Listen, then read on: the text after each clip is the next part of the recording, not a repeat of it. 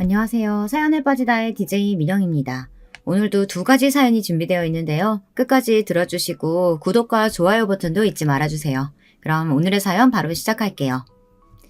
안녕하세요. 저는 작년에 이혼을 하고 5살 된 딸아이를 혼자 키우고 있는 워킹맘입니다. 아이를 혼자 키운다는 것이 어렵고 힘들기도 하지만 주변의 좋은 분들의 도움으로 어떻게든 헤쳐나가고 있죠. 사실 이혼 초반에는 정말이지 세상 모든 것이 싫어 마음도 입도 꼭꼭 걸어 닫고 살았어요. 요즘 이혼이 무슨 흠이 되는 세상도 아닌데 뭐 그렇게 유난이냐고 하시는 분들도 있으시겠죠. 실제로 그런 말을 듣기도 했습니다. 하지만 저는 너무나도 충격을 받아 쉽게 떨쳐내기 힘들었답니다. 한동안 정신과 진료를 받을 정도로 말이죠. 선인이 소개팅이니 질색하던 저는 가장 친한 친구의 작전에 홀라당 넘어가서 전 남편과 선을 보게 되었습니다. 전 남편은 사립고등학교 서무과에서 일하는 사람으로 첫인상은 딱히 기억에 남는 것이 없었어요. 그런데 전 남편도 저와 다를 게 없더군요. 우리는 서로 마음에 들지 않았던 것으로 합의를 보고 깔끔하게 헤어질 작정이었어요. 그런데 식사를 하며 서로 취미나 관심사 등 비슷한 점이 많다는 것을 알게 되었죠. 헤어질 때쯤 저희는 도자기 전시회에 가기로 약속까지 했었답니다.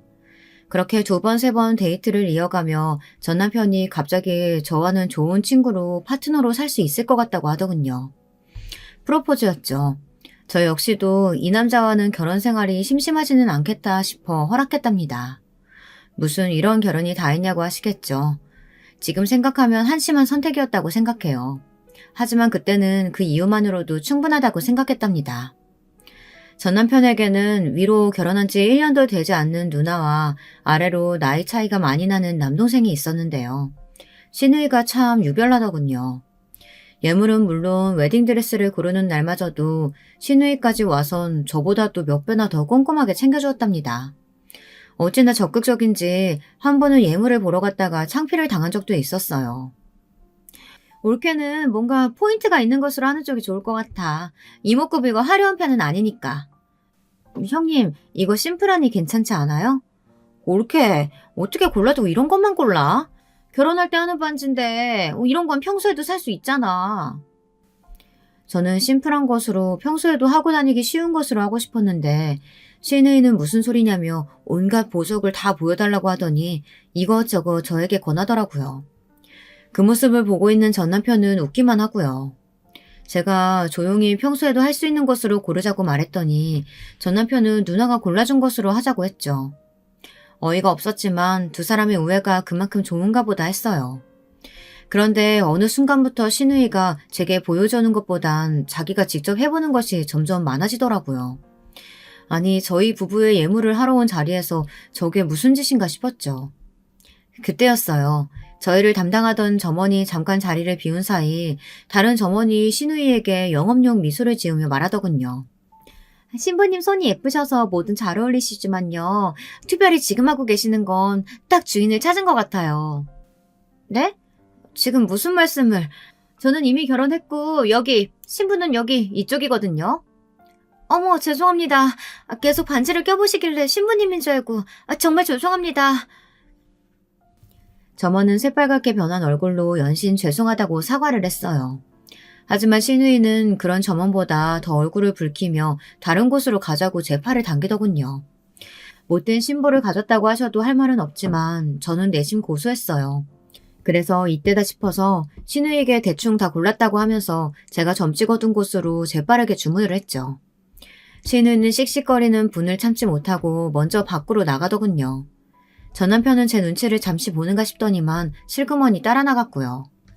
당시 저는 제가 달래주는 것보단 낫겠지 싶어 전 남편의 행동을 모르는 척 했어요. 주문을 하고 나가니 시누이는 잔뜩 골이 난 얼굴로 전 남편에게 뭐라고 퍼붓고 있었어요. 전 남편은 고개를 끄덕이며 다정스럽게 시누이의 등을 토닥이고 있었습니다. 얼핏 보면 연인 사이처럼 다정한 모습에 이렇게 남매가 애틋하기 힘들 텐데 정말 특이하다 하는 생각을 했죠. 저도 남동생이 있는데 저희랑은 달라도 너무 달랐거든요. 제가 냉큼 다가가자 시누이는 냉큼 제 팔에 팔짱을 끼고는 한마디 했습니다.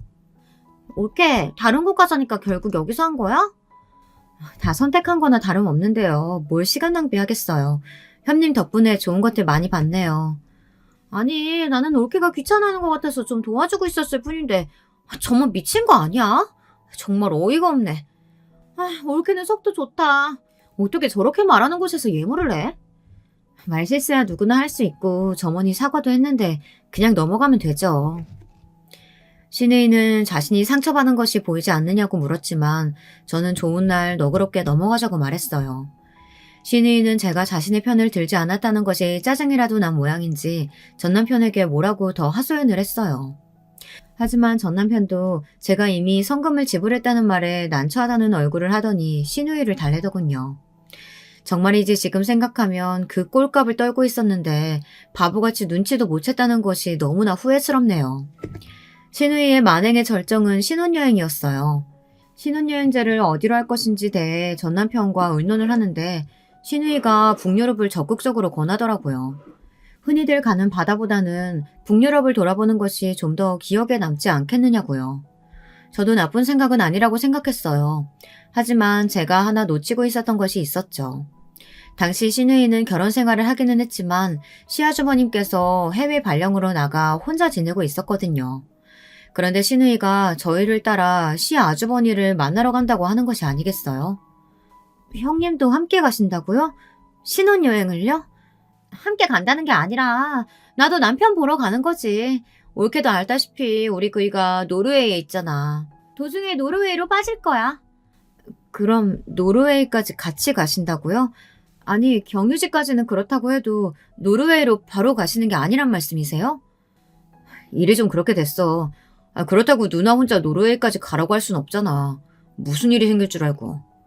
올케, 나 살짝 섭섭하네. 내가 두 사람 여행 방해하려고 하는 것도 아니고 그냥 나는 내 남편 보러 가는 길인데. 뭐야 그 반응은? 형님, 그래도 저희 신혼여행인데 같이 계속 가신다고 하는 건 경우가 좀 아니지 않나요? 저는 너무 어이가 없어서 공항에서 전 남편에게 이런 일이 있었으면 미리 이야기를 해야 하는 것 아니냐고 했어요. 그런데 저는 신우이보다 전 남편의 반응이 더 화가 치밀어 올랐답니다. 전 남편은 제가 당연히 이해해 줄 거라고 생각했다는 거예요.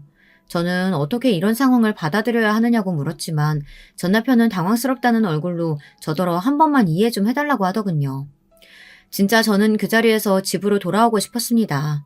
신혼여행이고 뭐고 어떻게 갈 수가 있었겠어요. 그 순간이었어요. 의외의 인물이 공항에 나타난 거 아니겠어요? 바로 시동생이었죠. 당시 고등학생이었던 시동생이 헐레벌떡 공항으로 들어오더니 신우이를 보자마자 왜 여기 있느냐고 화를 내기 시작했죠. 누나는 왜 전화를 안 받아? 매형이 몇 번이나 전화했는지 알아? 지금 매형 한국 오는 비행기 경유지라고 연락 왔다고. 사돈어른이 편찮으셔서 급히 들어오신대. 시어머니가 편찮으시다니. 며칠 전에 전화했을 때는 괜찮다고 하셨는데? 몰라. 하여튼 진짜 내가 누나 때문에 돌겠다. 아니 형이랑 형수가 신혼여행 갔는데 누나가 뭐하러 여기까지 배웅을 하러 와. 빨리 가자. 시동생은 미안한 표정을 지으며 조심히 여행 다녀오라고 하고는 혼이 나간 신우이를 데리고 가버렸죠. 이걸 하늘이 도왔다고 해야 할지 어른이 편찮으시다고 하는데 할 말은 아니지만 결혼식을 하자마자 전 남편과 대판 싸우지 않아도 되어서 다행이란 생각이 들었어요. 그런데 그렇게 끌려나가는 신우이를 바라보는 전 남편의 얼굴이 좀 이상하더라고요. 아니 뭐가 그렇게 아쉬운지 얼굴 가득 아쉬움이 뚝뚝 떨어지고 있었죠. 당신 얼굴이 왜 그래? 형님이랑 같이 못 간 게 그렇게 아쉬워? 누나가 아이슬란드 가는 거 엄청 기대했거든. 타이밍이 좀 아깝네. 아깝기는 무슨.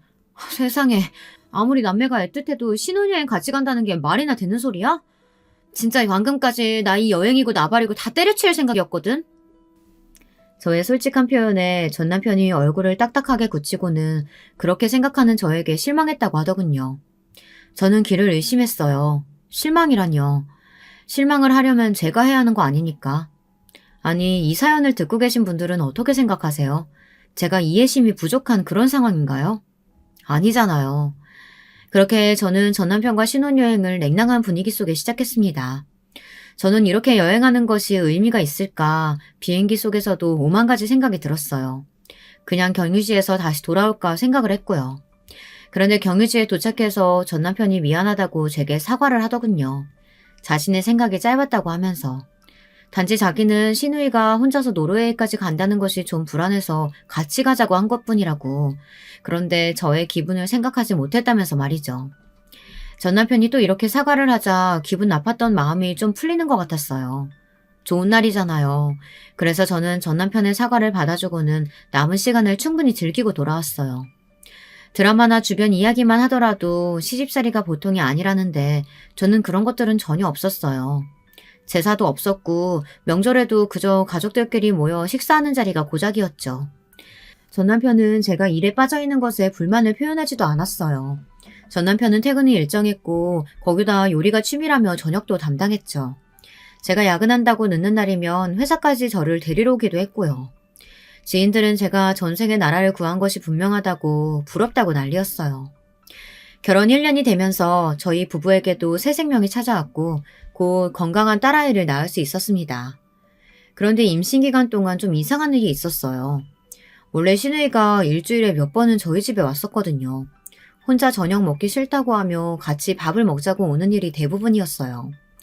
야근을 마치고 집에 오면 시누이와 전 남편이 둘이서 술을 마시고 있기도 했고요. 전 남편과 의논할 일이 있어서 왔다는데 의논을 하러 왔다면 이야기만 할 것이지 술은 왜 마시는지 이해가 되지는 않았어요. 하지만 저는 그저 남매 사이가 좋구나 이 정도로 생각하고 넘겼죠. 그런데 시누이는 제가 임신했다는 소식을 듣자마자 아예 저희 집 발길을 끊어버렸지 뭐예요. 심지어 전화 한 통도 없었죠. 전 남편은 시누이가 잠시 시아주버님께 갔다고 하며 신경 쓰지 말라고 하더군요. 신혼여행 때 혼자 보내기 걱정스럽다고 말하던 사람이 무슨 바람이 불었는지 대수롭지 않다는 듯 반응하는 것이 좀 이상하기는 했지만 저는 그런가 보다 했죠. 제가 워낙 입덧이 심해 몸이 힘들다 보니 시누이에 대한 생각은 완전히 사라졌거든요. 그러던 어느 날이었어요. 분명 노르웨이에 있어야 할 시누이를 백화점에서 본 것이죠. 8개월쯤이었어요.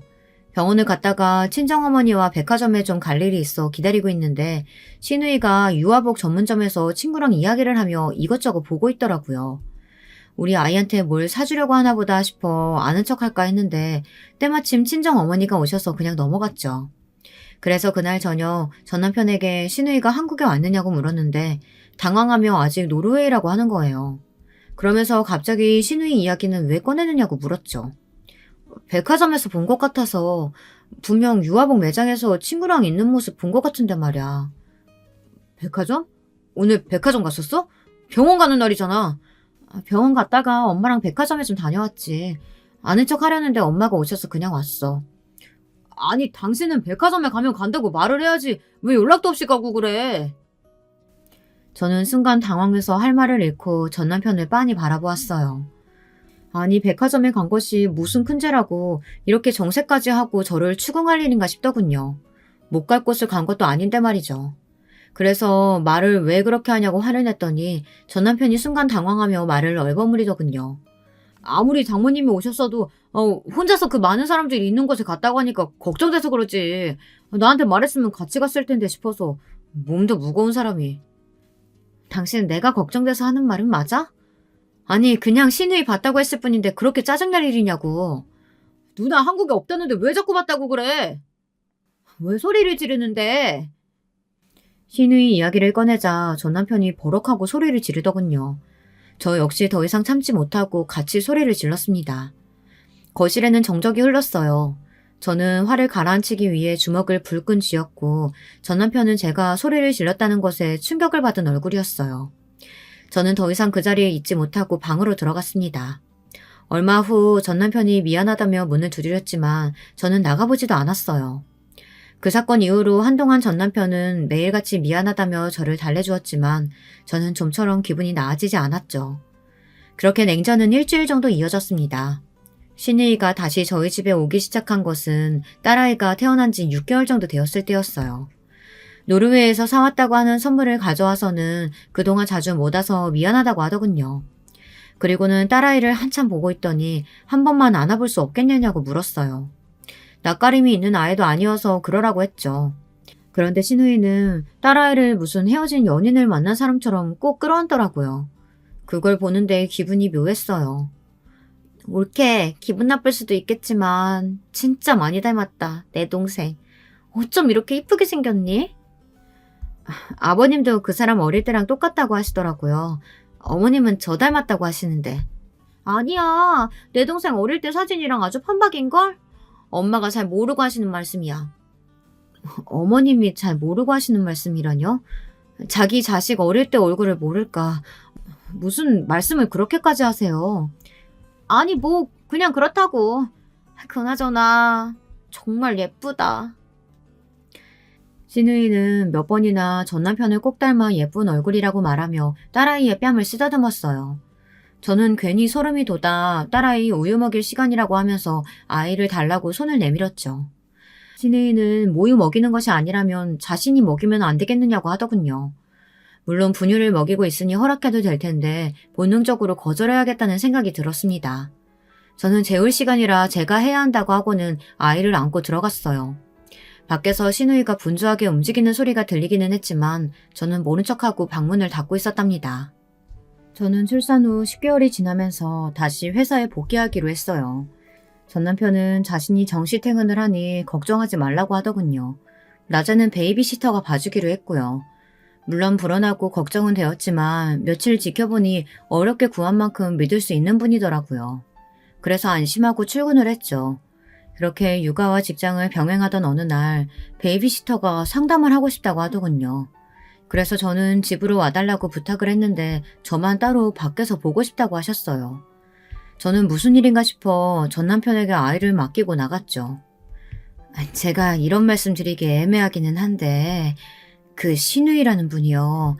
매일같이 오셔서 저한테 자꾸만 이래라 저래라 하시는데 제가 좀 당황스럽네요. 네? 형님이 오신다고요? 저는 그런 소리 못 들었는데요.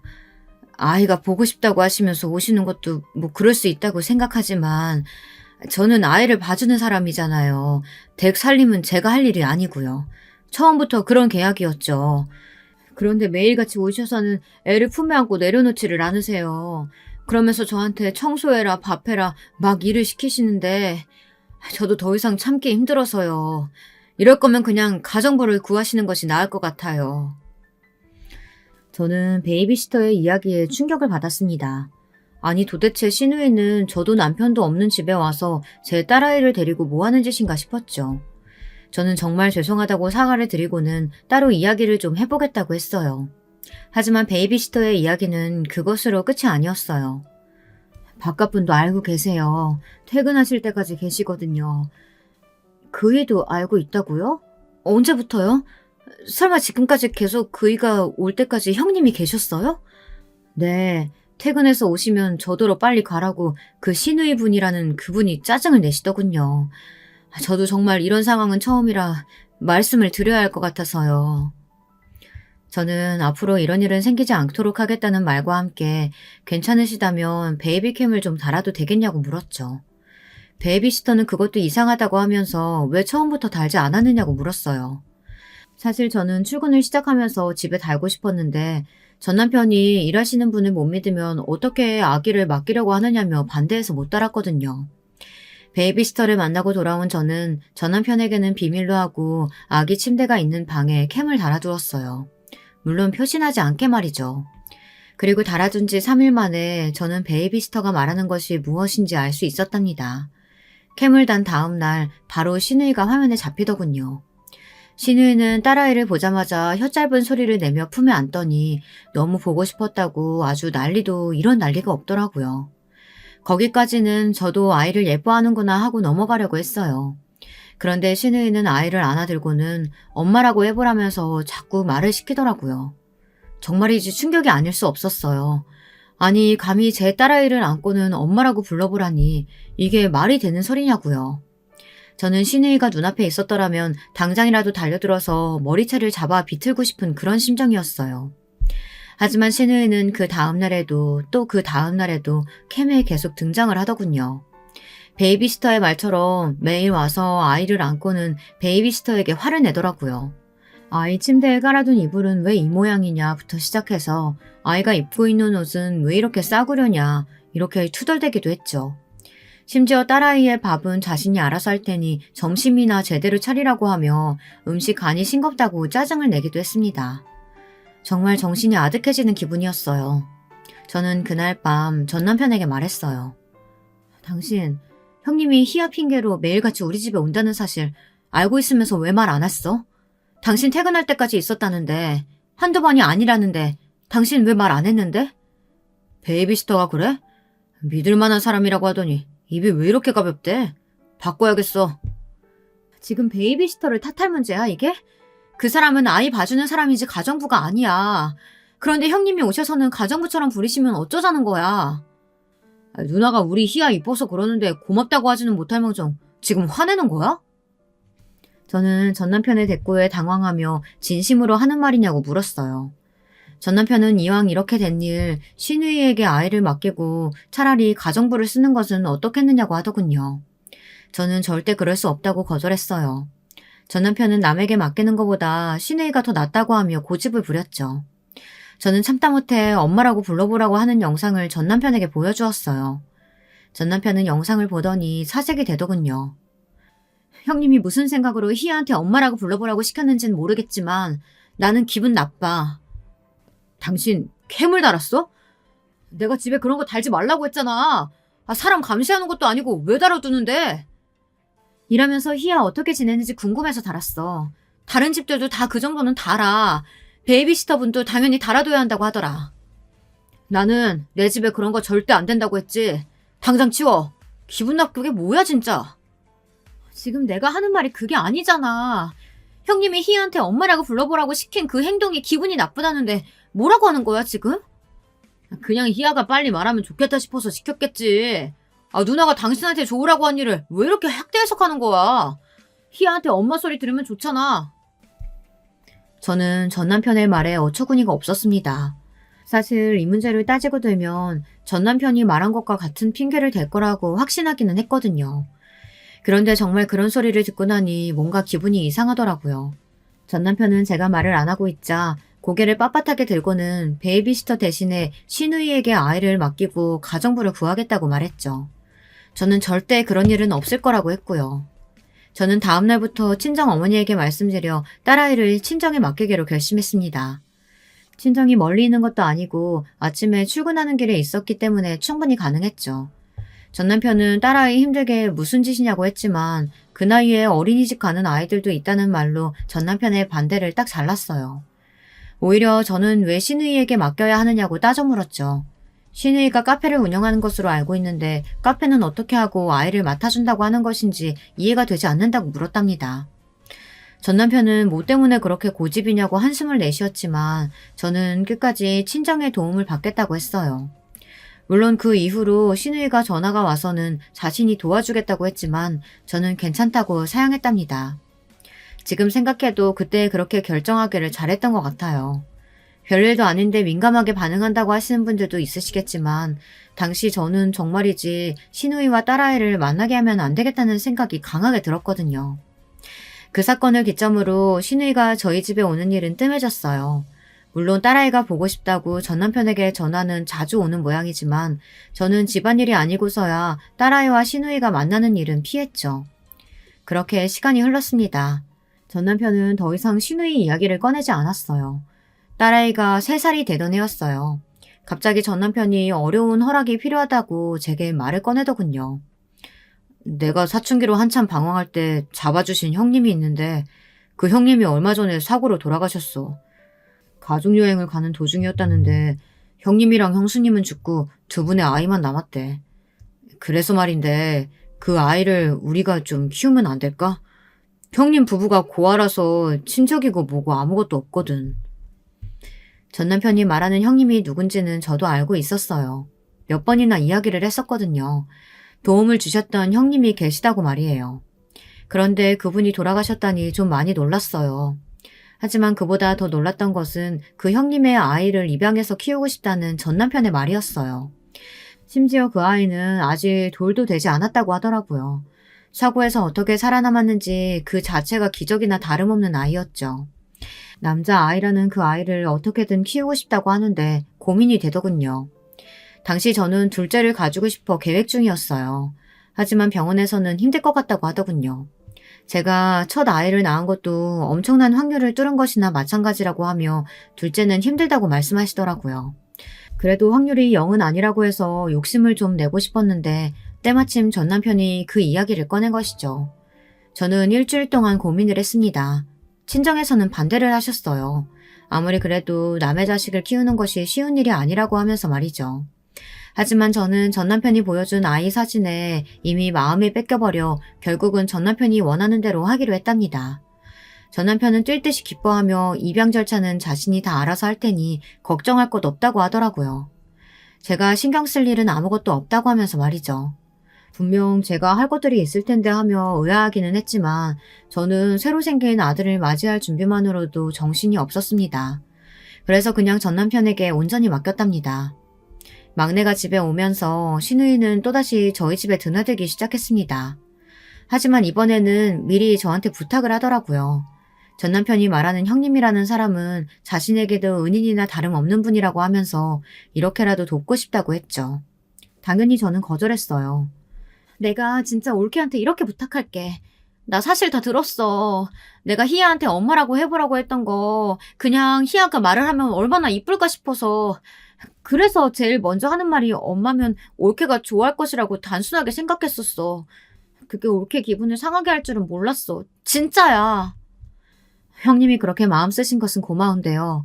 솔직히 그 영상 보는데 좋지는 않았거든요. 그럼 다 알지. 내가 다 잘못했어. 이번에는 내가 진짜 조심할게. 2번 다시 그런 일 없도록 할 테니까 내가 도와주면 안 될까? 도움을 필요로 하는 사람보다 도와주겠다고 하는 사람이 더 애원하는 무슨 이런 상황이 있나 싶더군요. 개그 프로그램도 아니고 말이죠. 저는 신우이가 너무 간절하게 부탁을 해서 못 이기는 척하고 넘어가기로 했어요. 어차피 딸아이는 어린이집 종일반을 다니고 있었고 저도 딸아이 하원 시간에 맞춰서 퇴근하고 집에서 재택근무를 하는 중이라 잠깐은 괜찮겠다 싶더라고요. 그래서 신우이의 제안을 받아들이기로 했죠. 신우이는 약속했던 것처럼 정말 별다른 말도 없이 막내를 잘 챙겨주었어요. 가끔 딸아이가 아파서 어린이집 조퇴를 하는 날이면 저 대신 2아이를 꼼꼼하게 챙겨주었죠. 집에 캠을 달아두었는데 캠으로 봐도 별다른 특이점이 없더라고요. 저는 내심 신우이에게 고마운 마음이 들기도 했죠. 제가 배 아파 낳은 자식은 아니지만 막내는 정말 눈에 넣어도 아프지 않을 만큼 예뻤어요. 가족끼리 나가면 다들 남매가 부부를 참 많이 닮았다는 이야기를 하더라고요. 피 한 방울 섞이지 않은 막내가 우리 부부를 닮았다는 이야기에 내심 다행이란 생각도 들었어요. 그 말이 얼마나 무시무시한 소리인 줄도 모르고 좋아하기만 했죠. 해가 바뀌고 저는 바로 막내도 딸아이가 다니는 어린이집에 보내기로 했어요. 물론 신우이가 너무 빠르다고 반대를 했지만 저는 깔끔하게 무시했죠. 그 뒤로도 신우이가 저 몰래 어린이집에 몇 번이나 찾아가서는 막내와 딸아이를 데리고 가려고 했지만 제가 미리 부탁을 드려뒀기 때문에 어림도 없었죠. 전 남편은 신우이가 아이들을 만나는 것이 뭐가 잘못이냐고 했지만 저는 주말에 집에 오시면 되지 않느냐고 말하고는 왜 엄마 아빠도 없는데 갑자기 고모가 나타나서 아이들을 데리고 가느냐고 반문했어요. 당연히 전 남편은 그 어떤 반론도 하지 못했고요. 그렇게 묘한 신경전이 이어지던 어느 날 대형 사고가 터지고 말았죠. 친정 어머니께서 넘어지시면서 허리를 다치셨다는 소리에 저는 아이들을 데리고 친정에 다녀오겠다고 했죠. 전 남편은 힘들게 둘을 어떻게 데리고 가느냐며 막내는 자신이 보겠다고 했어요. 사실 어른으로서 그렇게 나오시면 안 되지만 친정 어머니께서는 막내를 꺼려 하셨거든요. 뭔가 단정 지을 수는 없지만 꺼름직하다는 표현을 쓰셨고요. 그 때문에 저하고도 많이 싸우기도 했답니다. 그런 상황이었기에 저는 남편의 권유대로 딸아이 손만 잡고 친정으로 갔어요. 아빠 혼자서 엄마 간호하기는 힘드실 테니까 3일 정도만 친정에 다녀올게. 무슨 소리야. 장인어른이 어떻게 그 힘든 일을 하셔. 일주일은 있어야지. 병원에서도 일주일은 조심해야 한다고 했다면서. 당신이 곁에서 도와드려야지. 괜찮겠어? 일주일이나 막내랑 둘이서? 나도 퇴근하고 찾아뵐게. 그리고 막내가 워낙 순하잖아. 괜찮아. 전 남편은 걱정하지 말고 친정 어머니 건강만 신경 쓰라고 했어요. 정말 고맙더라고요. 남동생이 해외에 나가 있어서 자식이라는 저밖에 없는 상황이었거든요. 저는 전 남편의 든든한 외조로 마음 놓고 친정에 있을 수 있었죠. 전 남편은 퇴근길에 들러서는 친정 어머니 불편한 점은 없는지 살뜰하게 챙겨주었어요. 덕분인지 친정 어머니께서는 눈에 띄게 좋아지셨답니다. 친정 어머니께서는 전 남편과 막내만 집에 있는 것이 걱정이 된다고 하시면서 저더러 하루라도 빨리 가라고 하셨죠. 친정 아버지께서도 남동생이 귀국 일정을 당기기로 했다고 하면서 가라고 하셨어요. 그래서 저는 원래 약속했던 날짜보다 하루 먼저 딸아이와 집으로 향했어요. 전 남편 퇴근 전에 집안 청소도 좀 하고 막내랑 시간을 보낼 생각이었어요. 그런데 어린이집에서 저는 놀라운 이야기를 들었어요. 딸아이와 저와 있어서 어린이집에 안 갔지만 막내도 계속 안 나왔다고 하더라고요. 저는 당황스러운 마음에 서둘러 집으로 향했죠. 문을 열고 들어가니 고요하더라고요. 현관에 전 남편의 신발이 보였어요. 저는 오늘 전 남편이 결근이라도 한 것인가 싶어 방문을 두드렸지만 아무도 없더라고요. 혹시 산책이라도 갔나 싶어 아이 방을 열었는데 막내가 침대에서 잠들어 있더군요. 저는 혼란스러운 마음에 이게 무슨 상황인가 싶어 전 남편에게 전화를 걸었어요. 하지만 전화기가 꺼져 있다는 말만 들렸죠. 그때였어요. 딸아이가 제 손가락을 잡아당기며 말했어요. 엄마, 저기서 이상한 소리 나요. 소리? 어디에서? 저기. 딸아이는 제 손을 잡고 안방문을 가리켰죠.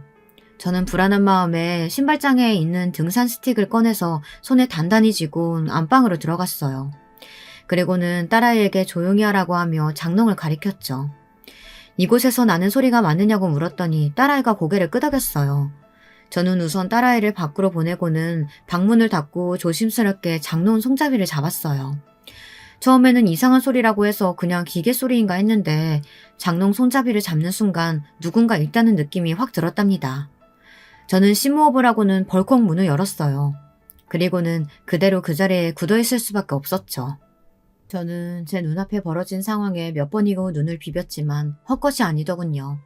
좁디 좁은 장롱에는 전 남편과 시누이가 들어있었어요. 둘 다 속옷바람으로 말이죠. 어떤 상황인지 긴 설명이 필요 없더군요. 두 사람의 모습만으로도 알 수 있었죠. 저는 올라오는 구역질을 참고는 떨리는 손으로 핸드폰을 들어 두 사람의 사진을 찍기 시작했어요. 딱히 무언가를 생각하고 행동으로 옮긴 것은 아니었어요. 무조건 이 상황을 사진으로, 영상으로 남겨야겠다는 생각이 들 뿐이었죠. 전 남편은 깜짝 놀라며 저를 막으려 했지만 저는 등산 스틱을 올리며 가까이 다가오지 말라고 소리를 질렀어요. 미쳤어. 당신들 미쳤다고. 아니 어떻게 남매가 더럽고 역겹게 감히 내 집에서. 여보, 그것 좀 내려놓고 얘기하자. 위험하게 그건 왜? 닥쳐! 짐승이랑 내가 무슨 말을 해. 이 상황에서 무슨 말이 필요한데? 아니, 당신이 생각하는 거랑은 달라. 내가 설명할게. 무슨 설명을 할 건데? 어떤 상황이면 남매가 팬티 바람으로 장롱에 들어가 있을 수 있어? 이 대낮에? 그것도 내가 없는 집에서? 저는 전 남편이 보는 앞에서 바로 시댁으로 전화를 걸었고 당장 저희 집으로 오시라고 했죠. 저와 전 남편이 실랑이 하는 사이 속옷만 입고 있던 시누이는 급하게 옷을 챙겨 입더군요. 그런데 시누이가 입고 있는 옷이 눈에 띄었어요. 바로 제 옷이었어요. 저는 너무 화가 나서 바로 시누이에게 달려들었어요. 어디서 내 옷을 입고 있어? 미쳤어? 당장 벗어! 오케이, 정신 좀 차려. 나 좀 말려봐. 시누이는 전 남편을 부르며 저를 말리라고 했지만 전 남편은 제가 소리를 지르며 손에 잡히는 대로 던지자 놀라면서 물러섰죠. 저는 시누이가 입고 있는 옷을 당겨 찢어버렸어요. 당황하는 시누이에게 다가간 전 남편은 시누이를 등 뒤로 숨기고는 저에게 언성을 높이더군요. 당신, 무식하게 이게 무슨 짓이야. 말로 좀 하자고. 뭐? 무시? 남매가 이런 짓거리 하고 있었는데 누구더러 무식하대. 그러는 너는 뭔데? 짐승이랑 다를 바가 없는 너는 뭐냐고. 말 조심해. 짐승이라니. 알지도 못하면서 함부로 말하지 말라고. 입이 10개라도 할 말이 없어야 할 전 남편은 뭐가 그렇게 떳떳한지 눈에 불을 켜고 저에게 화를 내더군요. 사람이 너무 화가 나면 숨이 턱 막히면서 말도 안 나온다고 하던데 딱 제 상황이 그랬어요. 닫힌 문으로 딸아이가 우는 소리가 들렸습니다. 저는 급하게 문을 열고 나가 딸아이를 품에 안았어요. 언제 일어났는지 막내도 울며 저를 찾더군요. 그때였어요. 벌써 옷을 챙겨 입었는지 시누이가 달려가서 막내를 안아올리는 것이 아니겠어요. 저는 아이들이 놀랄까봐 소리도 지르지 못하고 으르렁거리듯이 시누이에게 막내를 내려놓으라고 말했어요. 막내 역시도 저에게 손을 뻗으면서 엄마라고 불렀죠. 그때였어요. 내가 네 엄마야. 저 사람이 아니고 내가 네 엄마라고. 뭐? 지금 뭐라고 했어? 엄마라니? 내 배 아파서 낳은 내 자식이라고. 내가 네 엄마라니까? 저는 시누이의 말에 정신이 아득해지려는 것을 겨우 붙잡았습니다. 자기 배가 아파서 낳은 자식이라니. 저는 삐걱거리며 전남편을 향해 고개를 돌렸어요. 은은의 아들이라며 입양하자던 전남편은 제 눈을 피하며 고개만 숙이고 있었죠. 저는 휘청거렸어요. 그리고는 구역질이 치밀어 올라 결국 화장실로 달려가 변기를 붙잡고 몇 번이나 속에 있는 것을 개원했죠. 나오는 것도 없는데 구역질이 자꾸만 치밀어 오르는 것이 미칠 것 같더라고요. 딸아이가 울면서 제게 와서는 엄마라고 부르는데 온몸이 떨리면서 눈물이 나기 시작했어요. 제가 그동안 무슨 짓을 했나 생각이 들면서 저것들이 진짜 인간인가 싶었답니다. 이게 다 무슨 일이야? 너는 왜 여기 와 있고? 며느리는? 아가! 무슨 일이기에 이 난리야? 애들은 왜 다 울고 있어? 시부모님의 등장에 딸아이는 울면서 엄마가 아프다고 난리였죠. 시어머니께서는 놀란 얼굴로 오셔서는 저를 부축해 주시며 무슨 일이냐고 하셨고요. 저는 순간 과연 시부모님들이 전남편과 시누이의 관계를 몰랐을까 생각이 들더군요. 저는 부축을 밀쳐내며 말했어요. 두 분 알고 계셨죠? 이 사람이랑 형님, 두 사람 어떤 관계인지 알고 계셨죠? 그렇죠?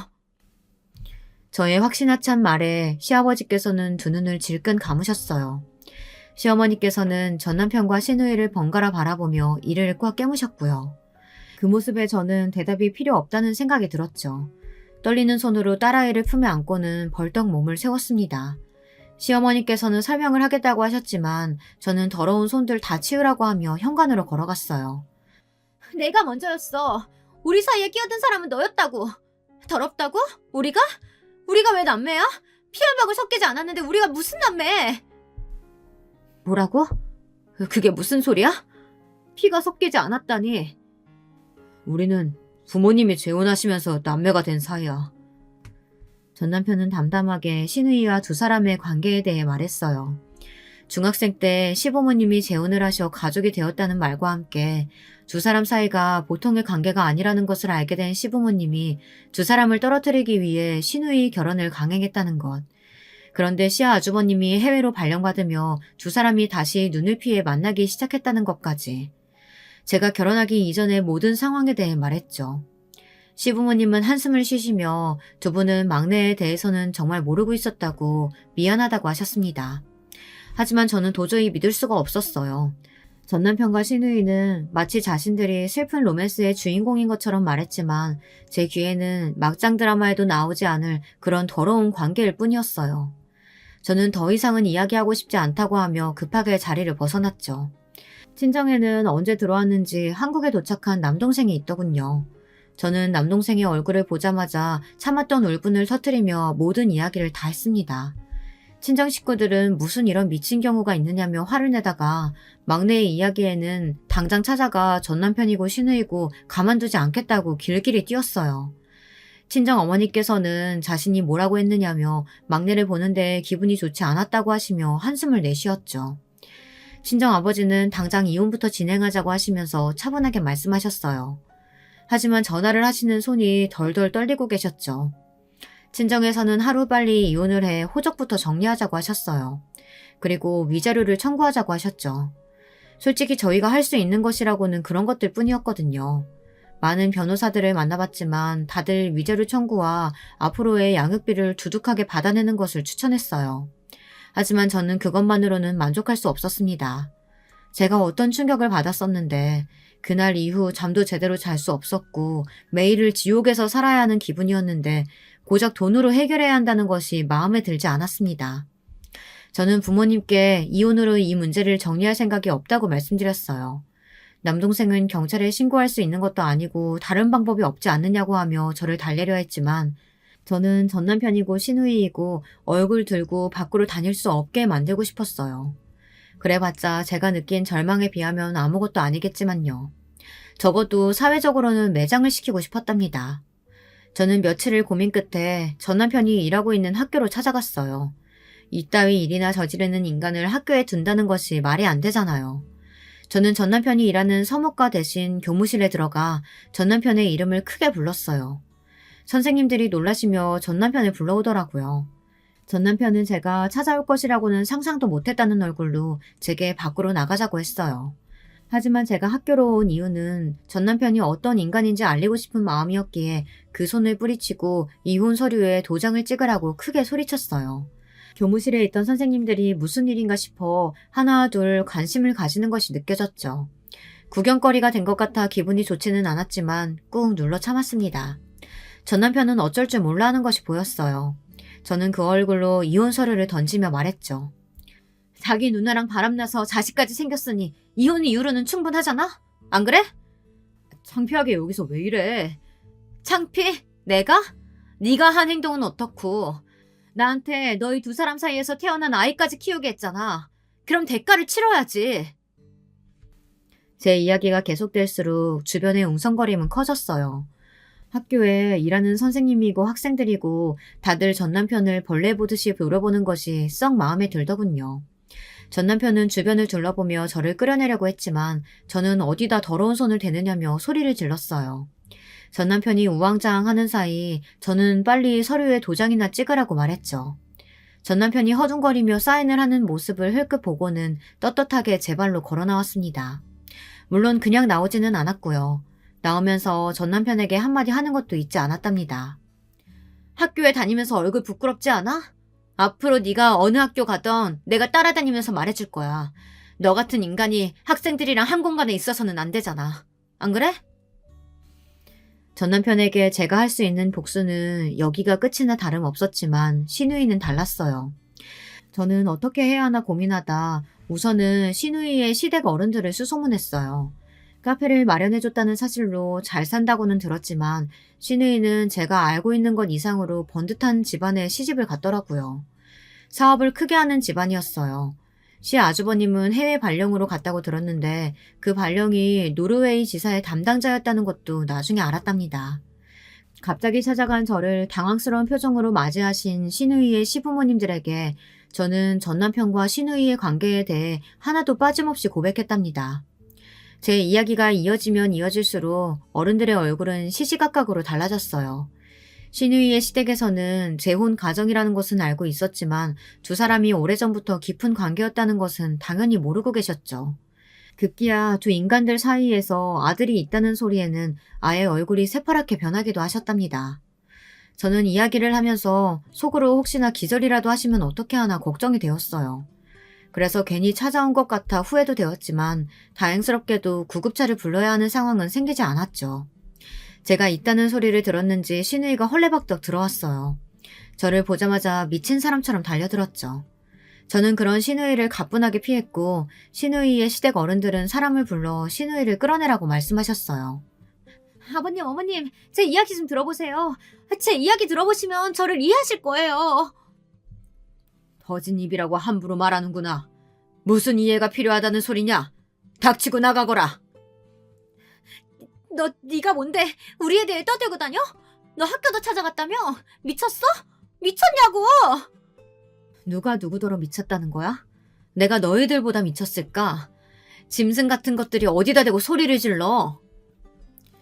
시누이는 끌려나가면서도 저를 부르며 온갖 저주의 말을 퍼부었어요. 저는 그런 소리들이 하나도 귀에 들어오지 않았죠. 그렇게 시누이가 끌려나가고 조용해지자 시누이의 시아버지께서는 제게 어떻게 했으면 좋겠느냐고 물어보셨어요. 저는 두 사람이 저지른 행동에 맞는 결과를 보기 바란다고 답했죠.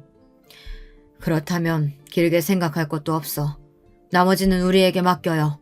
내가 무슨 수를 써서라도 내 자식 인생에 똥물 끼얹은 것들 용서하지 않을 테니 그쪽이 원하는 것 이상으로 내가 해주겠소. 그러니 힘들겠지만 모든 거 잊으시게나. 딸도 있다고 들었는데 딸아이를 위해서라도 털어내길 바라네요. 저는 냉정하게 말하는 그분들을 믿고 기다리겠다고 하고는 자리에서 일어났죠. 그 뒤로 무슨 일이 벌어졌는지는 충분히 상상하실 수 있을 겁니다. 전 남편이야 당연히 학교에서 잘렸죠. 거기다 신우이 시댁에서 손을 썼는지 이미 소문이 파다하게나 그 어떤 학교에서도 일할 수 없을 정도가 되었답니다.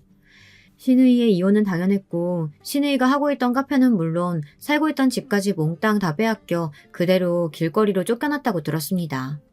그것으로 성에 차지는 않았지만 앞으로 두 놈들의 인생이 순탄치는 않겠다는 것에 만족하기로 했어요. 복수를 하고 나면 시원할 줄 알았는데 오히려 더 갑갑하더군요.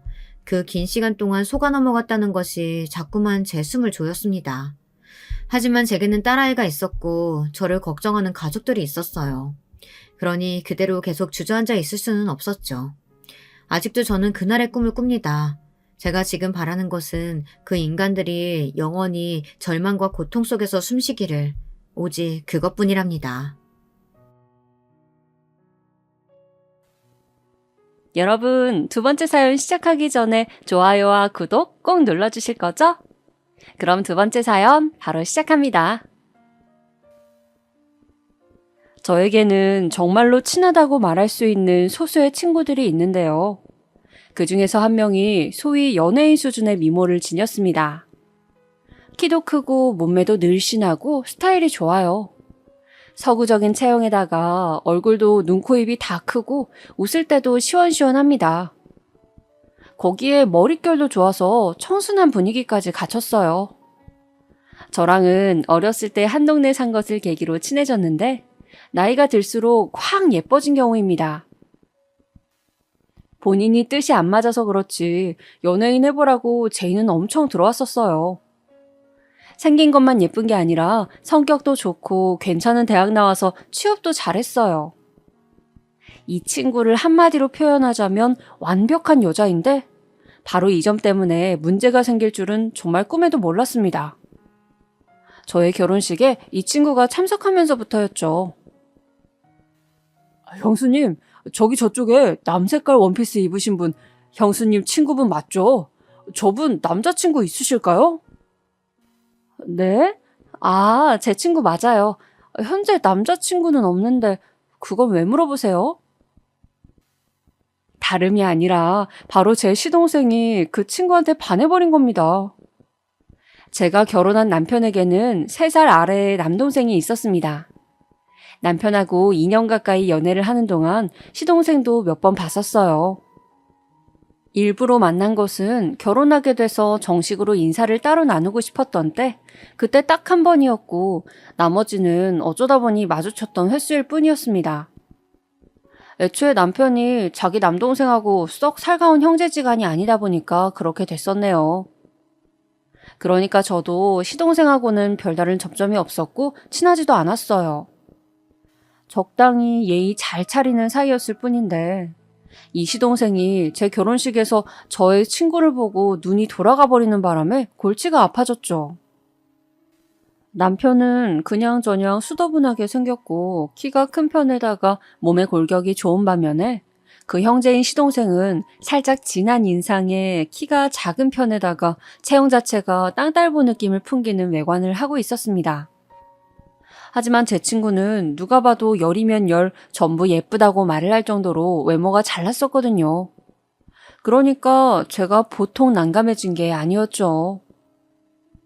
그 친구라고 자기가 잘난 걸 모를 리가 있겠나요? 자기도 눈이 달려있으니까 거울만 봐도 자기가 예쁜 걸 너무 잘 알 수 있었고 주변에서 하도 외모에 대한 칭찬을 많이 들어왔던 것을요.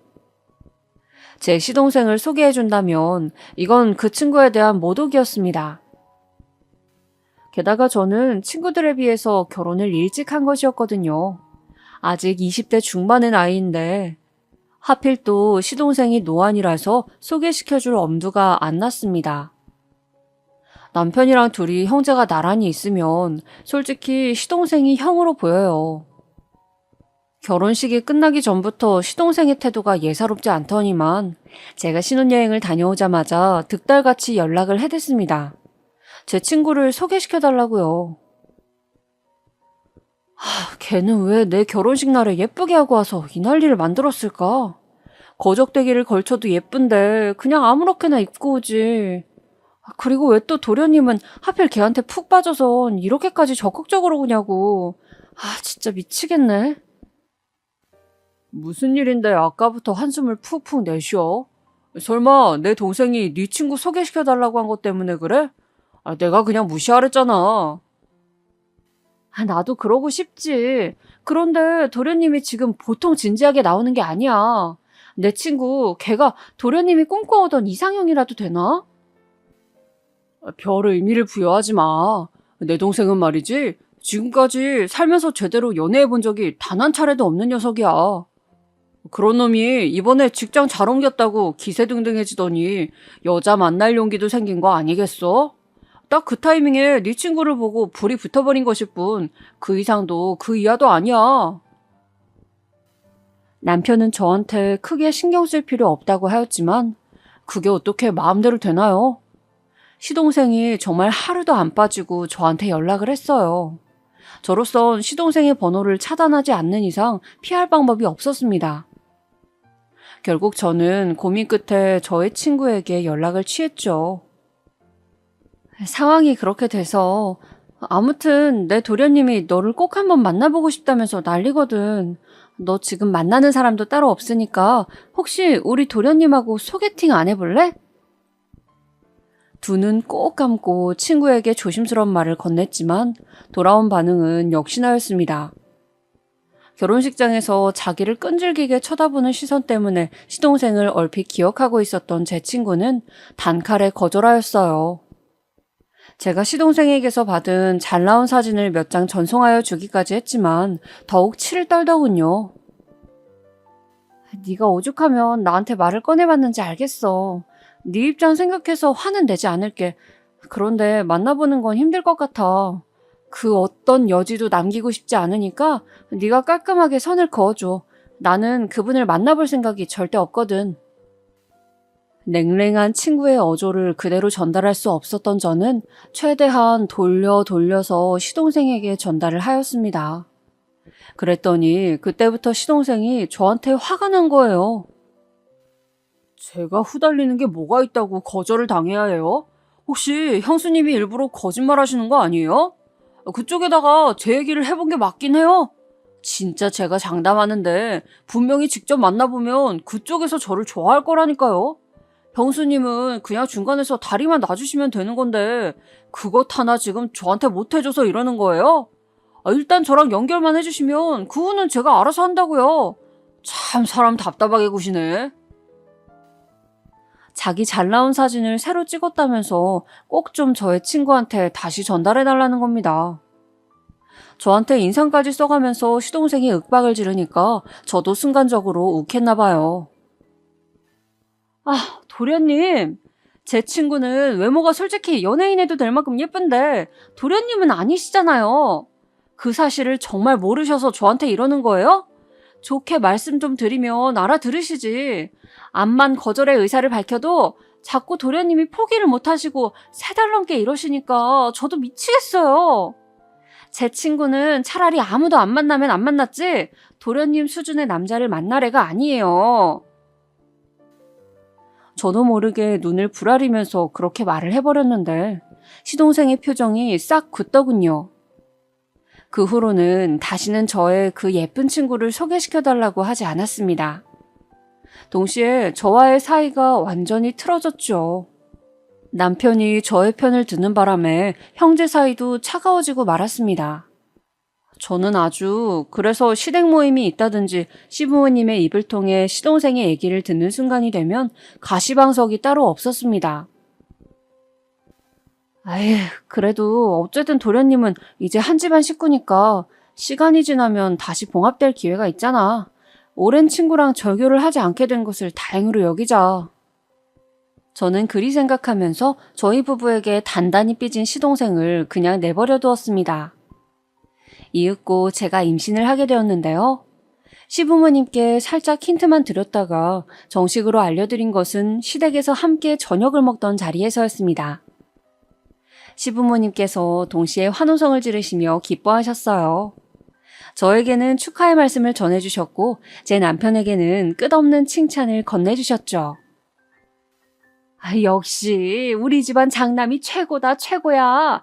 어쩜 이렇게 알아서 인생 계획을 착실히 세워다가 알차게 살아간다니. 자기 부모를 걱정시키는 법이 없어요. 형보다 나은 아우가 없다는 건 바로 우리 집안 형제를 두고 하는 말이지. 시어머니께서 깔깔 웃으셨을 때 갑자기 시동생이 불만 있는 표정으로 입술을 삐죽거리는 게 보였습니다. 분명히 시어머니께서는 저의 임신 소식에 기분이 들뜨셔서 반쯤은 농담으로 그런 말씀을 하신 게 분명했거든요. 하지만 시동생의 모난 심리를 제대로 건들고 만 것이었습니다. 형보다 못난 아우의 소식을 알려드릴게요. 저 만나는 여자 있습니다. 그리고 이 여자랑 결혼하기로 했어요. 올해 안에 하려고요. 시동생이 대뜸 그렇게 말했을 때 시아버지께서는 그만 사례가 들리고 말았습니다. 너무 놀라셨기 때문이었죠. 여자 손 한번 잡아본 적 없었던 게 시동생이었고 그런 둘째 아들의 면모를 시부모님께서도 잘 알고 계셨거든요. 시아버지께서 콜록거리시는 모습을 보면서 시동생은 모멸감을 느꼈는지 얼굴이 시뻘개졌습니다. 저 농담하는 거 아닙니다. 진짜로 결혼할 거예요. 금방 결혼해서 저도 두 분께 손주를 안겨드릴 테니까 그런 줄로 알고 기대하고 계세요. 퉁명스럽게 말을 하는 시동생을 보면서 시부모님과 저희 부부는 거의 비슷한 표정을 짓고 있었어요. 저희 네 사람 모두 네가? 과연? 이라는 반응이었습니다. 허세라고 생각했으니까요. 그런데 이게 무슨 일인가요? 시동생은 진짜로 결혼을 해버렸습니다. 번갯불에 콩 구워 먹듯이 급한 불을 후딱 꺼버리듯이 그렇게 급한 결혼을 감행하였어요. 누가 보면 혼전 임신으로 서두른 줄 알았을 겁니다. 저는 갑자기 생긴 동서가 어떤 사람인지, 시동생과 어떻게 만나서 결혼까지 하게 되었는지 그런 것도 전혀 몰랐습니다. 저는 태교에 힘쓰면서 직장 생활을 병행하기에도 바빠서 그쪽에 신경을 쓸 겨를도 없었어요. 제 와이프가 형수님보다 나이가 어린 거 아시죠? 본인보다 어린 여자라고 시기 질투하지 마시고 잘 대해주세요. 시동생이 대뜸 그런 말을 했을 때 너무 어처구니가 없었지만 별다른 대응도 하지 않았습니다. 무슨 의도로 저한테 그런 말을 하는지 알고 싶지도 않았고요. 저는 예정일보다 조금 이르게 건강한 아들을 얻었고 그때부터는 직장을 쉬게 되었어요.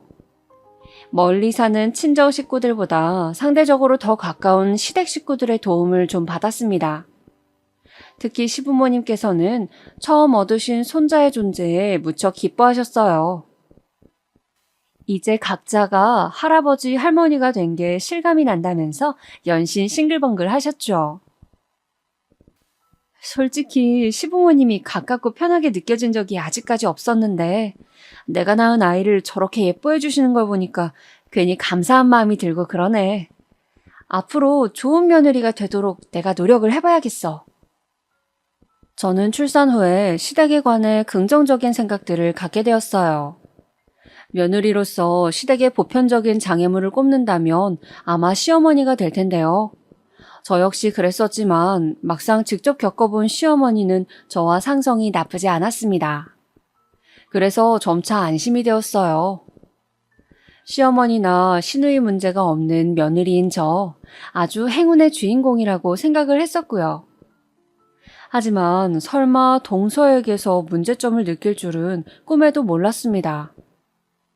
어떻게 보면 저랑 동서는 함께 같은 편을 먹어야 마땅했는데요.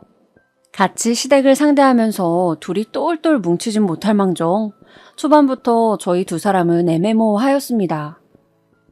시동생 부부는 시댁보다 저희 집과 더 가까운 위치에서 결혼 생활을 시작했어요. 그곳이 어딘가 하면 시동생의 자취방이었습니다. 시동생의 월세 투룸 빌라가 그때 계약 기간이 8개월 정도 남아 있었는데 그 남은 기간을 둘이서 같이 살기로 한 것이었어요. 참고로 동서에게는 마땅한 친정집이 없었습니다. 저도 두 사람의 결혼 직전에나 알게 된 사실이었는데 동서의 부모님은 아주 옛날에 이혼을 하셨대요. 동서는 그래서 편모 가정에서 자라났는데 이 모친께서 동서가 성인이 되자마자 급사하셨다고 합니다. 부친은 연락두절인 지 오래였는데 모친의 사망 때문에 수소문을 해보자 해외에 거주 중인 사실이 드러났대요. 다시 동서를 만나거나 같이 살고 싶다는 의사가 전혀 없다고 부친 쪽에서 그렇게 밝혔다고 합니다. 외동인 동서는 부모 형제가 모두 없는 셈이었죠. 집안에 마땅한 재산도 없었고 그저 모친의 유산으로 그냥저냥 살던 중에 저희 시동생을 만나서 홀라당 결혼을 한 것이었습니다. 시부모님께서는 당연히 동서를 마음에 안 들어 하셨대요.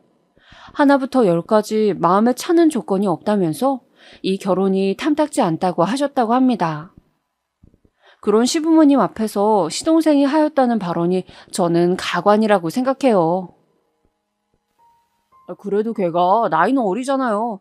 여자는 얼굴이 끝내주게 예쁘지 않는 이상 무조건 나이가 어린 게 최고 아니겠어요?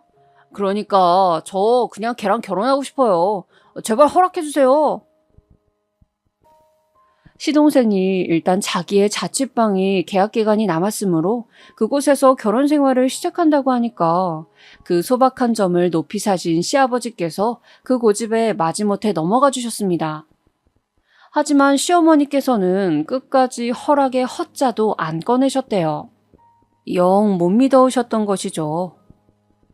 시동생 부부가 저희 부부보다 시댁과 조금 더 멀리 산다는 것, 그건 사실이었지만 거리가 별로 차이가 안 났습니다. 차로 30분 정도의 차이였는데요. 이 정도면 가고 말고를 가를 요소는 절대 아니라고 생각하거든요. 그런데 시동생 부부가 결혼하고 나서 처음 맞는 시어머니의 생신날이었습니다. 사흘 전에 제가 동서에게 연락을 했어요. 동서 잘 지내요? 어머님 생신 문제로 미리 연락한다는 것을 내가 그만 정신이 없어서 깜빡했어요. 이제야 연락을 하네요. 네? 어머님 생신이요? 그 문제로 저한테 왜 연락을 하시죠? 그야 우리 며느리들끼리 같이 어머님 생신을 준비해야 하니까요.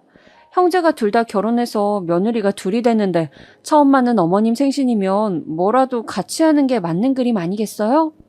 아무래도 직접 생신상을 차려드리는 게 가장 무난할 것 같은데 동서 생각은 어때요? 글쎄요. 저는 잘 모르겠네요. 지금은 너무 당황스러워서. 저기 형님, 내일 제가 연락드릴게요. 네? 그래요? 알았어요. 그럼 내일 연락 줘요. 기다릴게요. 미적지근한 동서의 반응은 예상도 못했던 것이라서 괜히 서운하더라고요. 싱숭생숭한 마음을 안고 있었는데 다음날 동서에게서 온 연락을 받고 제가 그만 깜짝 놀라고 말았습니다. 형님, 저는 그냥 어머님 생신날 찾아뵙지 않으려고요. 그게 무슨 소리예요? 혹시 그날 무슨 다른 일이라도 있어요? 그게요. 제가 오늘 어머님께 전화드려서 생신날에 가서 제가 직접 생신상을 차려드리길 원하시냐고 여쭤봤는데요. 거기까지 듣고 정말 머리가 지끈거렸습니다. 속으로는 얘 뭐지? 하는 생각만이 들고 있었죠. 그런데 번거롭게 그럴 필요 없다. 안 와도 된다고 하시더라고요. 그래서 저는 안 가려고요. 생신날 당일에는 형님만 가시면 될 것 같아요. 저는 다음번에 시댁에 갈 일 있을 때 겸사겸사해서 어머님 뵙겠습니다. 그걸 여쭤본 것도 놀랍지만 시어머니의 말씀을 곧이곧대로 해석하는 동서의 태도가 더욱 놀라웠어요. 제가 설득을 해볼까 하다가 동서가 아무래도 가기 싫어하는 눈치 같아서 관두었습니다. 혹시 시어머니가 아닌 제 쪽이 불편한 걸 수도 있잖아요. 시어머니 생신날이 평일이었지만 남편은 퇴근하자마자 시댁으로 향했고요. 저는 그보다 2시간 먼저 시댁에 가서 시부모님이랑 시간을 보내고 미리 준비해온 음식들로 상을 차리고 나머지 조리를 마치고 나서 남편이 왔을 때 같이 생신 파티 열어드렸습니다. 남편이 사온 시어머니께서 가장 좋아하는 고구마 케이크에 붙인 생일 촛불을 끄던 순간이었죠. 촛불을 후 불어서 끄신 시어머니께서 작은 목소리로 이런 소망을 말씀하시더라고요. 평생 어딘가 독특한 구석이 있었고 자기 부모 말을 더럽게 안 들어먹었던 우리 작은 아들, 자기 같은 며느리를 저희 집안에 데려왔습니다. 앞으로 제발 작은 아들이며 작은 며느리며 사람 노릇하면서 자기 앞가림 좀 하게 해주세요. 내가 이렇게 빕니다. 그 작은 음성에서는 간절함과 더불어서 어딘가 자포자기의 심정이 묻어나왔습니다. 저는 결혼하기 전까지는 시동생이 제 남편과 굉장히 다른 유형의 사람이라는 점에 신경을 안 썼더랍니다. 형제끼리 워낙 안 친밀했으며 저랑 시동생의 접점도 없었으니까요. 하지만 제가 결혼하자마자 저의 예쁜 친구를 소개시켜달라면서 끈질기게 굴었던 것을 시작으로 후딱 해치운 결혼을 통해 저로 하여금 만만치 않은 동서를 얻어다 줄 줄이야. 결혼 전까지는 이렇게 되리라고는 상상도 못했습니다. 시부모님이랑 남편 모두 시동생의 일이라면 깊이 관여하지 않으려는 이유가 있었다는 것을 여실히 깨닫게 되었죠. 동서가 경우 없이 군 것보다도 근본적인 문제는 시동생이 중간에서 대처를 잘 못한다는 것이었으니까요. 시어머니의 생신 이후에 발생했던 시댁의 다음 행사 때 동서는 불참 의사를 밝히며 저에게 돈만 보내왔습니다. 시동생이랑 둘이서 상의를 끝낸 문제라면서 저한테 전적으로 시댁 일들을 맡길 테니까 자기는 돈만 보태겠대요. 그래서 그 대단한 금액이 얼마인지 봤더니 10만 원? 얘가 지금 나한테 10만 원 보내면서 그렇게 실컷 잘난 것처럼 떠든 거야? 와, 진짜 기가 막히네. 뭐 이런 애가 다 있어. 제가 너무 화가 나서 동서고 시동생이고 잡아버릴까 했는데 남편이 그런 저를 만류하였습니다. 자기 동생 자기가 잘 아는데 보통의 상식을 잣대로 평가할 수 없는 놈이라면서 그냥 두래요. 어렸을 때부터 불효자의 기질을 보였다면서 말입니다. 부창부수라고 동서도 아마 똑같은 인간일 테니 아예 상대를 하지 않는 게 정신건강에 이롭다면서 남편이 저를 설득하였어요. 듣고 보니 남편의 말이 일리가 있는 것 같아서 따르기로 했습니다. 아무래도 시댁 쪽 일이니까 남편의 의견을 중요시하는 게 맞는 거란 생각도 들었고요. 동서는 결혼해서 처음 맞는 명절에도 시댁에 느릿하게 등장해서 대충 설거지 2차례만 하는 것으로 자기의 몫을 끝냈습니다. 저는 친정에 일찌감치 들렸다가 시댁에 와서 열심히 일을 했거든요. 시댁 친척들하고 모여서 여러 가지 음식도 만들고 대화도 나누고 그랬죠. 그런데 시동생네가 온다고 했던 때가 지나도 모습을 안 비추는 거예요. 한참 뒤에 나타났는데 시동생이 하는 말이 명절이라서 모처럼 영화관에서 영화를 관람하고 오느라 늦었다는 겁니다. 그렇다면 진작 말이라도 할 것이지 그런 줄도 모르고 식구들은 다들 기다리고 있었고 연락도 안 돼서 내심 걱정했거든요. 그런데 영화 보느라고 휴대폰들을 무음으로 해두었대요. 제가 기다렸던 영화가 마침 이번에 개봉을 해서요. 그래서 제가 오늘 꼭 보고 싶다고 했어요. 잔소리 따위는 조금도 듣기 싫다는 표정으로 동서가 퉁명스럽게 말을 했습니다. 시댁 식구들 일동은 얼이 빠져버렸죠. 잠시 후에 둘만 있을 때 제가 동서한테 한마디 했어요. 동서, 영화는 어제도 볼 수 있었던 거 아니에요? 왜 명절 당일날 이러는 거예요? 그리고 어제도 얼굴 안 비쳤다면서요. 기본 예의를 이렇게 밥 말아먹는 경우가 어디 있냐고요. 제가 영화를 명절 당일에 보든 말든 형님이 무슨 상관이세요? 그리고 명절에 이틀이고 3일이고 제가 다 시댁에 와야 하나요? 오늘만 왔으면 됐죠. 아니, 제 말은 어차피 동서는 친정도 없어서 따로 갈 데도 없는데 일정을 꼭 이렇게 했어야 했냐는 말이에요. 제 말이 끝나기가 무섭게 동서가 몸을 휙 돌리더니 휴대폰이랑 겉옷을 챙기더라고요. 저는 황당해서 그 모습을 바라보고 있었고 동서가 집 밖으로 나가버리니까는 모두가 어리둥절했습니다. 뒤늦게 동서가 사라진 걸 알게 된 시동생이 귀찮다는 얼굴로 집 밖으로 따라 나갔다가 나중에 돌아와서는 저에게 삿대질을 하면서 화를 냈습니다. 형수님, 말씀 그렇게 하시는 거 아니죠? 네? 갑자기 저한테 왜 이러세요? 시침이 떼지 마세요. 제 와이프한테 형수님이 뭐라고 그러셨어요? 명절에 갈 친정집도 없는 주제에 까불지 말라고 하셨다면서요. 저는 그런 식으로 말을 한 적이 없건만 동서가 이상하게 와전을 시켜놨더라고요. 삽시간에 시동생은 목에 핏대를 세워가며 저한테 소리를 질렀고 모두가 깜짝 놀라서 일단 시동생을 말려댔습니다. 볼썽사납게 자기 형수한테 뭐 하는 짓이냐며 다들 한마디씩 나무랐습니다. 그랬더니 시동생이 저를 비웃는 얼굴로 이렇게 말을 하는 것이 아니겠어요? 뻔하지. 여자들의 시기 질투. 자기보다 어린 여자를 그렇게나 시샘하고 싶으셨어요? 그래서 일부러 제 와이프 괴롭히신 거죠? 저는 맹세코 동서가 저보다 어리다고 시샘하지 않았습니다. 제가 많은 나이도 아니었고 따지고 보면 일찍 결혼한 편이었으니 어린 축에 속하는 나이였고요. 동서랑은 꼴랑 2살 차이였던 것을요. 저는 그 앞에서 헛웃음만 쳐댔습니다. 어째서 시댁 식구들이 시동생을 두고 상종 안 하는 쪽이 마음 편하다고 하는지 비로소 여실히 알 것만 같아서였죠. 어떻게 하면 생각이 그런 식으로 튈 수 있는지 너무 신기할 정도였어요. 여자들의 시기 질투라고 판단하다니 어불성설이었습니다. 아무튼 그 별것 아닌 소란으로 명절 당일날의 풍경은 망쳐졌고 분위기는 엉망이 되었습니다. 그리고 남편이 화가 머리 끝까지 나버렸습니다. 시동생한테 제대로 으름장을 놓더라고요.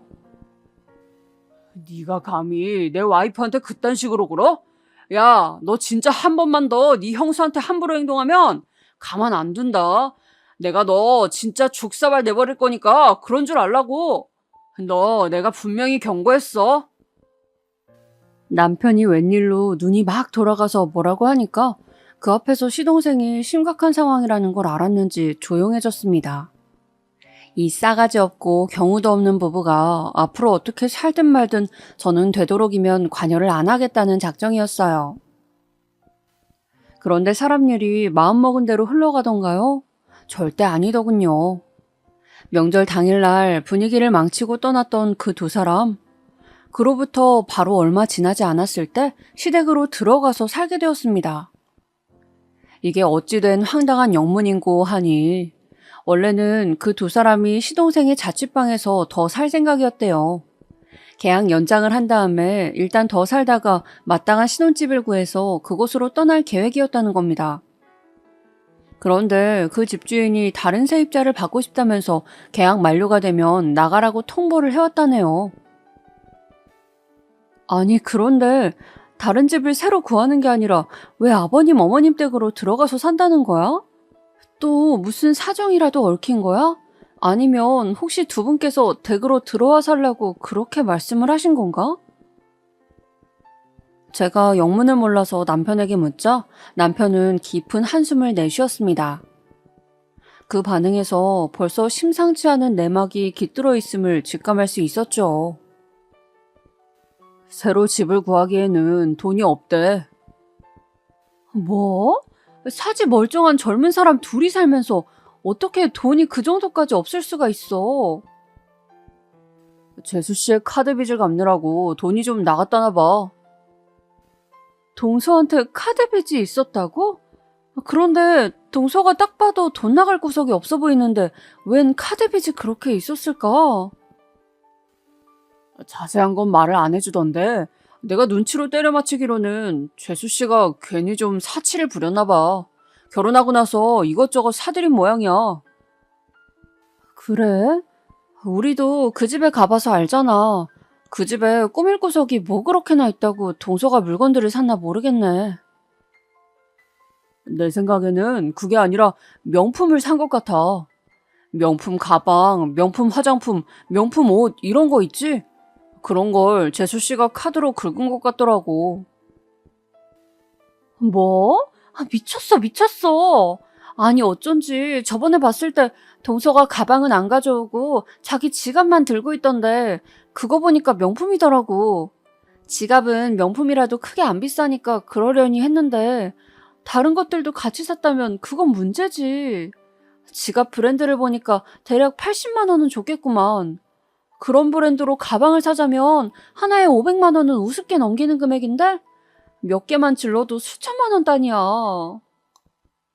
어휴, 그러니까 큰일이 난 거지. 구매 가격은 비싼데 중고로 되팔려니까 말도 안 되는 적은 금액이 나온다는 등 그런 얘기가 들려온 걸로 봐서는 재수 씨가 명품을 여러 개 사들였다가 사달이 난 건 아무래도 맞아. 그래서 지금 돈이 수중에 하나도 없고 당장 그 집에서는 나와야 되는 상황이니까 아버지랑 어머니가 그냥 들어오라고 하셨나 봐. 전말을 듣는 것만으로도 머리가 다 지끈거리더군요. 그냥 싸가지가 없고 경우가 없는 게 아니라 세상 물정에 대한 감각까지 없었나 보더라고요. 그런 동서도 대단했고 뒤늦게 카드값이 청구되는 걸 보고 거품 물었다는 시동생 쪽도 대단했습니다. 어쩜 이런 부부가 탄생하였는지요. 그 후로 시동생과 동서는 시댁에 들어가 살게 되었습니다. 동서는 케이블 방송의 하청 사무실에서 광고섭외 일을 했어요. 동서가 받았던 급여의 정확한 금액은 제가 몰랐지만 대략적으로 기본급이 100만 원 수준이었고 섭외를 따내면 건수마다 추가로 돈이 붙는 거라고 들었습니다. 그러니까 다달이 100만 원을 벌 때도 있고 200만 원을 벌 때도 있고 편차가 심했다는 것이죠. 가장 중요한 대목은 그 직장이 정규직이 아니었다는 것 같네요. 그렇다고 계약직도 아니었어요. 왜냐하면 프리랜서 고용 형태라서 언제든지 자기가 하루아침에 그만둘 수 있다는 장점과 언제든지 하루아침에 바로 잘릴 수 있다는 단점을 모두 안고 있었습니다. 동서는 오전 10시부터 4시까지 6시간씩 일한다고 하였어요. 이런 것들도 전부 동서가 시댁에 들어가고 나서부터 알게 되었습니다. 그전에는 동서가 정확히 무슨 일을 하는지도 몰랐으니까요. 참고로 시동생은 원래 월급 230만 원 정도를 받다가 결혼 직전에 이직에 성공해서 월급이 280만 원 수준이었습니다. 추가로 수당이 붙으면 300만 원 정도 들어온다고 하더라고요. 그렇다면 두 사람이 합쳐서 최소로 잡아도 얼추 매달 400은 벌리는 셈이었는데 말이죠. 문제는 동서가 결혼 전까지 모아둔 돈이 한 푼도 없었다는 사실이에요. 또한 시동생은 결혼하면서 침대를 새로 사고 장롱도 새로 사고 동서 쓰라고 화장대도 들여놔주고 소파까지 큰 걸로 바꾸고 이런 것들을 하면서 돈을 꽤 지출했습니다. 어차피 월세집에서 짧게 살 거면 그런 것들은 지금 바꾸지 말고 나중에 정식 신혼집으로 들어갈 때 구매하라고 다들 충고했었지만 시동생은 안 들어먹었어요. 본인만 손해였죠. 시댁에 들어가면서 소파 같은 거 뇌물단지가 되어서 중고로 팔아버렸거든요. 싼 값에 후려쳐서 말입니다. 이런 상황 속에서 동서가 결혼한 뒤로 지출한 금액이 반년 사이에만 3천만 원을 넘겼대요. 제가 그 숫자를 듣고 너무나도 어이가 없어서 두 사람이 시댁으로 합가한 뒤 처음 방문했을 때 동서한테 넌지시 물어봤습니다. 도대체 왜 무슨 이유로 갑자기 명품을 산 거냐고요. 그랬더니 뾰로통한 표정으로 이렇게 대답하더군요. 결혼하면 다들 이 정도는 하고 사는 줄 알았죠. 저도 샤넬백 하나 가져보고 싶었어요. 다들 하나씩 있는데 저만 왜 못 가져요? 그건 불공평하잖아요. 동서 나이에 샤넬백 있는 사람 내가 생각하기로는 몇 안 될 건데요? 나는 동서를 생각하고 존중해서 말을 안 놓는 것뿐이지 동서는 나의 손 아랫사람일 뿐더러 나이가 상당히 어린 편이에요.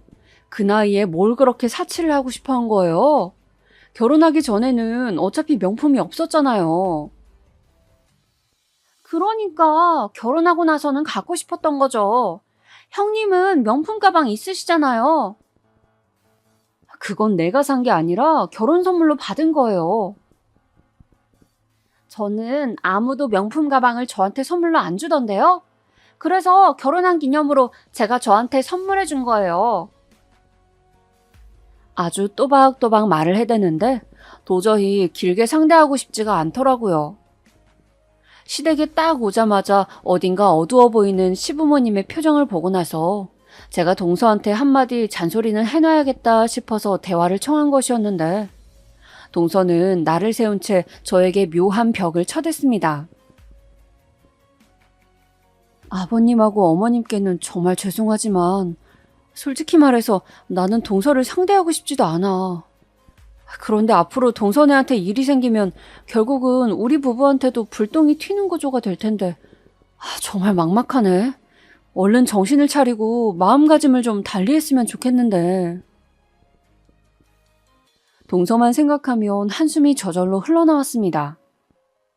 시댁에 들어가서 살게 된 이후로 시동생과 동서는 뭔가 사이도 안 좋아진 것 같았어요. 전화통화를 할 때마다 시어머니께서 여러모로 속상해 하시더라고요. 그러던 어느 날이었습니다. 전화가 오길래 휴대폰 화면을 확인해 봤더니 발신자가 시동생인 거예요. 시각이 그때가 밤 10시도 훌쩍 넘은 때였거든요. 남편 몰래 베란다에 나가서 전화를 받아봤습니다. 혹시 형제간의 우애가 더욱 상할까봐 염려가 되었거든요. 받아보니까 시동생이 단박에 술에 취한 목소리를 내더군요. 저는 형수님이 너무나도 원망스럽습니다. 그러더니 제가 원망스럽다고 했어요. 제가 많이 밉고 본인이 불행한 일상을 지금 살고 있는 것에 원인 제공을 한 사람이 바로 저라고 했습니다. 너무 어이가 없고 갑작스럽기도 해서 제가 도대체 무슨 잘못을 했냐고 시동생한테 물어봤죠. 그랬더니만 돌아온 답변이 제가 형수님 때문에 아무 여자나 급하게 만나서 결혼했잖아요. 예? 형수님이 그때 그 예쁜 친구만 소개시켜줬어도 제가 지금 이렇게까지 힘들게 살진 않았습니다. 와, 이런 세상에나. 시동생은 제 결혼식장에서 봤던 저의 친구를 아직도 입에 올리고 있었던 것입니다. 저한테 그 친구는 지금 뭐 하고 지내냐고 물어오는 것에서 시동생이 농담을 하고 있던 게 아니라는 걸 알 수 있었어요. 그때 결혼식장에서 딱 한 번 본 것 가지고 병적으로 집착하는 게 이상했습니다. 이러니까 다들 시동생이 이상한 기질이 있고 특이하다고 여기는 것이었죠. 제 친구 걔요. 지금 남자친구 있어요. 결혼할 사이라고 들었어요. 저는 지금 농담하는 것도 거짓말하는 것도 아니에요. 정말이에요. 그러니까 걔는 잊으세요. 어차피 될 인연도 아니었잖아요. 형수님, 그렇게 쉽게 말씀하시는 거 아닙니다. 제가 그때 그 예쁜 친구를 만나나 봤으면 억울하지는 않았고 이렇게 한이 되지는 않았을 텐데요. 따로 만나보질 못했으니 제가 두고두고 아쉬워서 미쳐버릴 것 같습니다. 이미 버스는 떠나갔다는 표현도 안 맞았어요. 이거는 떡줄 사람은 생각도 안 했다는 표현이 정확했습니다. 시동생 혼자서 북치고 장구치고 있었던 것이죠.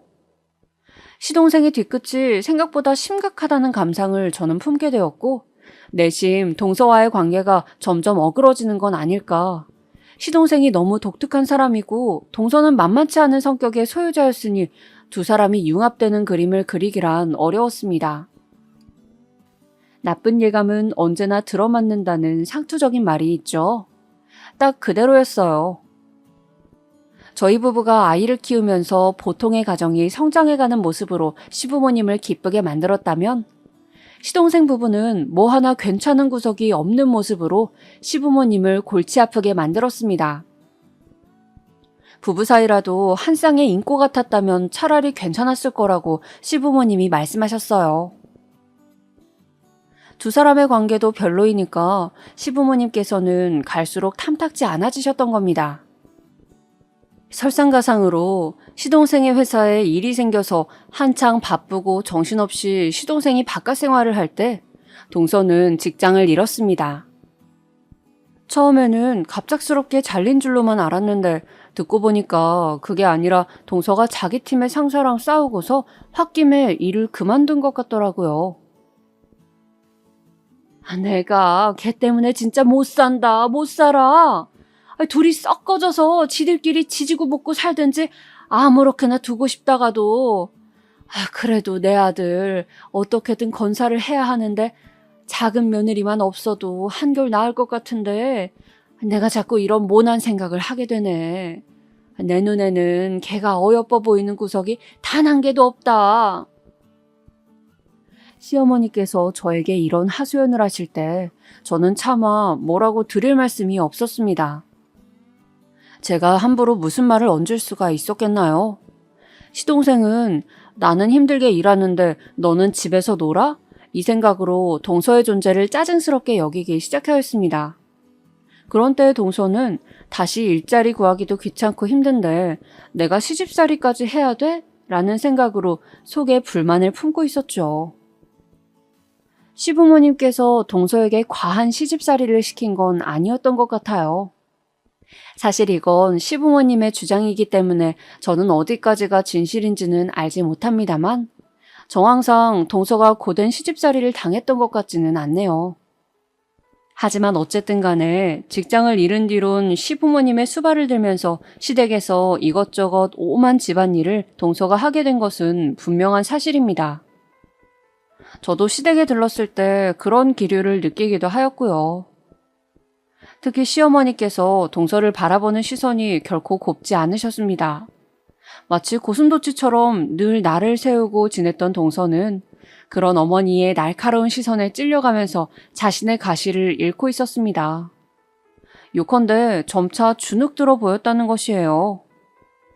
자기 친정도 없고 딱히 마음 터놓고 지내는 친구도 없다고 그러고 현실 파악도 못하고 카드빚 냈다가 시댁에 들어오게 되었고 직장 잃은 후에 시어머니 아래에서 눈칫밥을 먹는 상황이었으니 그 위치에서라면 누구라도 주눅들 수밖에 없었을 거예요. 이럴 때는 그냥 어머님 편을 들어야 하는 건지 숱한 잘못을 저지르긴 했어도 외로워 보이는 동서 편에 서야 하는 것인지 정말이지 난감하네. 저는 그 가운데서 이러지도 저러지도 못하면서 지냈습니다.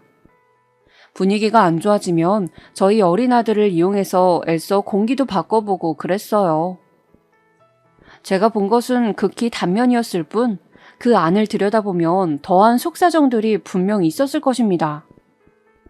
그러니까 제가 그 엄청난 장면을 목격하게 된 것이었겠죠. 이 장면을 제가 목격하지 않았다면 그리고 만약에 모른 척을 하였다면 상황이 끝내 달라졌을지 어땠을지 저는 이런 고민 속에서 괴로움을 앓고 있네요. 그 장면은 바로 제가 시댁에 여느 때처럼 방문하였을 때 보게 되었습니다. 거실에서 넓게 상을 펴놓고 TV를 보면서 다들 백숙을 뜯어먹는 자리였죠. 그런데 시어머니께서 자꾸 동서한테 심부름을 시키시더라고요. 가서 물 한 컵 찬 걸로다가 새로 떠와. 냉장고에서 오이지통 꺼내와라. 후식으로 저번에 먹고 남은 포도를 먹을까 하는데 그거 얼마나 남아있나? 네가 지금 가서 보고 와라. 시어머니께서 동서한테 자꾸 이것저것 주문을 하셔서 식사를 하다가 한번 자리를 일어날까 말까 하는 게 정상이거늘 동서는 제가 횟수를 센 것만 해도 5번을 일어나서 부엌에 들락날락 하였습니다. 그런데 시아버지와 시동생은 이것을 아무렇지 않게 여기면서 너무나도 자연스럽게 그냥 있는 거예요.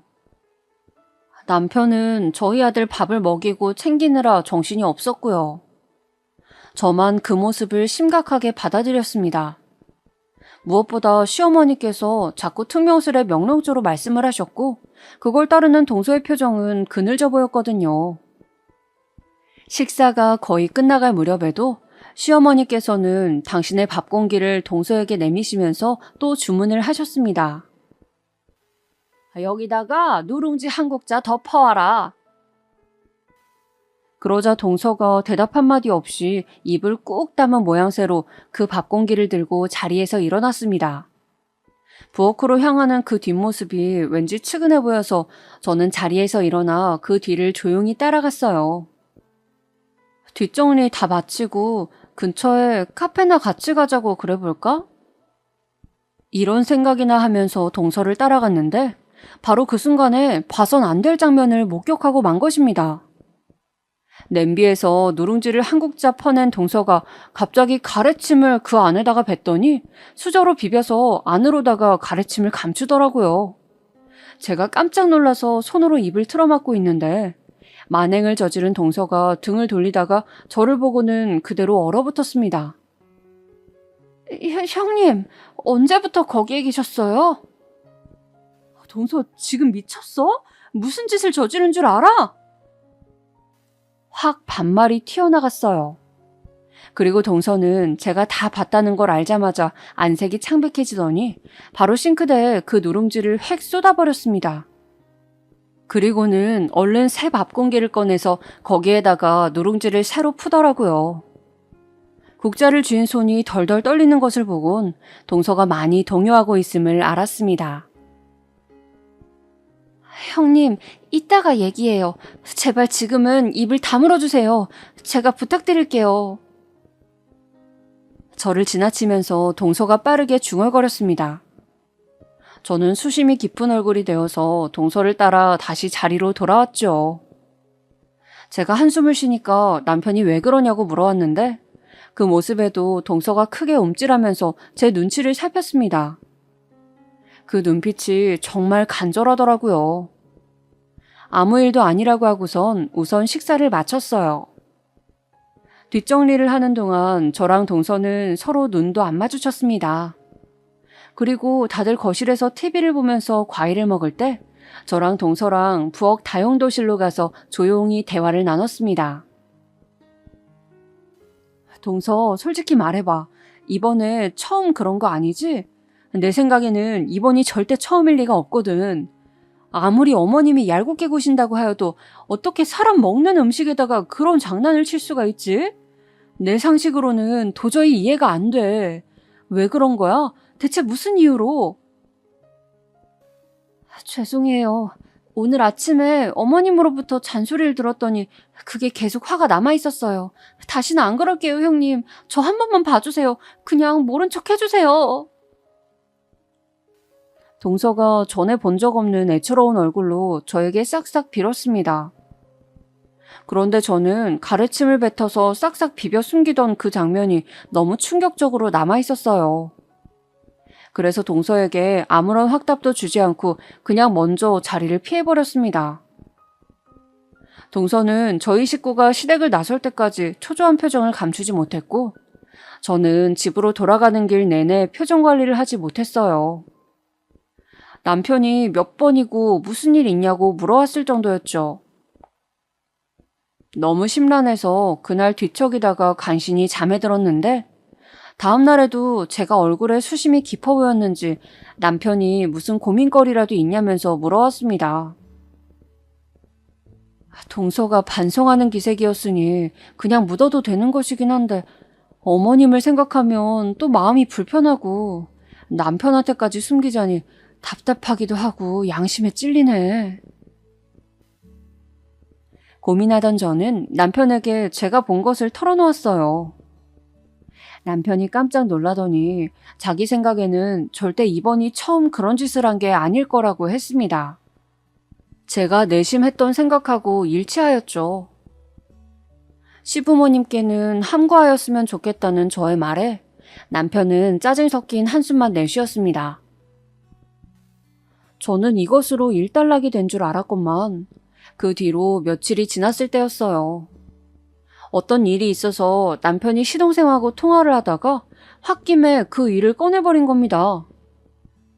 나한테 대도 않는 소리 하지 말고 재수 씨나 허튼 짓 못하게 네가 잘해. 남편이 그렇게 말하니까 시동생은 무슨 허튼 짓이냐면서 물어온 것이죠. 그렇게 시동생이 그 사건을 알게 되었는데 문제가 아주 크게 번졌습니다. 저는 시댁에서 사는 시부모님과 시동생 부부의 모든 면을 다 아는 게 아니라 간접적으로 접해왔던 것이잖아요. 그런데 안에서 많이 골마 있었나 봐요. 시동생은 당장 이혼을 하겠다며 선언하였고 그 결정에 시부모님이 쌍수를 들며 반기셨다는 겁니다. 저는 설마 시아버지께서도 동서를 내치겠다고 하실 줄은 몰랐는데 동서는 이혼당할 수 없다면서 절대 안 나가겠다고 하였는데 시동생이랑 크게 싸운 후에 마음의 상처를 입고서는 그냥 이혼하는 쪽으로 마음을 돌렸더라고요. 내가 원래 예쁘고 잘난 여자랑 결혼할 운명이었어. 그런데 어쩌다 너랑 홧김에 결혼해버렸고 결과물이 지금 이 모양 이 꼴이야. 너랑 더 살았다가는 내가 제명에 못 살겠다고. 내가 대체 왜 너 같은 별 볼 일 없는 여자랑 계속 살아야 돼? 네가 나이가 어려서 그동안은 봐줬지만 생각해보니까 몇 년만 지나도 너 역시 늙어버릴 거잖아. 그럼 별로 쓸모도 없지. 시동생의 이런 발언을 듣고 동서가 순순히 이혼을 한 뒤 시댁에서 나가버린 겁니다. 그 과정을 듣고 저랑 남편도 크게 충격을 받았습니다. 두 사람이 갑작스럽게 결혼을 했던 때처럼 너무나 빨리 이혼을 해버렸으니까요. 동서가 오갈 때는 있을지 그 돈으로 혼자 어떻게 살아갈지 저는 그것부터 당장 걱정이 되었습니다. 시동생의 작태에 질린 시부모님은 결국 작은 아들마저 쫓아내셨습니다. 그리고 1년 뒤 심장이 철렁 내려앉는 비보가 들려왔어요. 동서가 홀로 세상을 떠났다는 소식이었습니다.